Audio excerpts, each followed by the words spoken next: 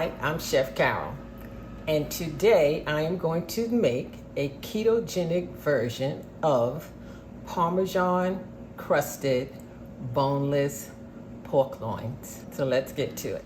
To make these pork chops, you will need the following ingredients: 2 to 3 tablespoons of keto Italian breadcrumbs, and I do have a recipe for this on my channel. I also have 1/3 cup of Parmesan grated cheese. I have 2 tablespoons of avocado oil. I have a teaspoon of dried parsley. I have 1/2 teaspoon of garlic powder, 1/4 teaspoon of pepper, and 1/8 teaspoon of smoked paprika. I'm going to take my oil over to my stove. I also have 4 boneless pork chops that I have marinated in buttermilk, and I've left that little coating on so that the coating from the mixture will stick to the meat. I'm going to take these ingredients: breadcrumbs, Parmesan cheese, parsley, the garlic powder, paprika, and pepper, and I'm just going to mix these together in this flat plate.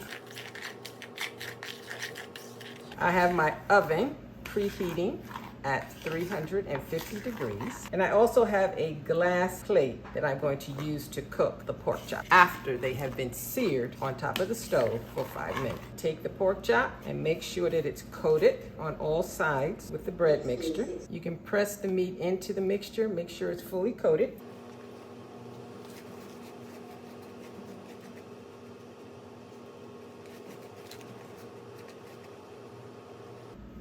Now that I have all of the pieces coated, I'm going to take these over to my stove, heat the oil, then I will sear each one for 5 minutes on each side. I'm going to put a couple of drops of water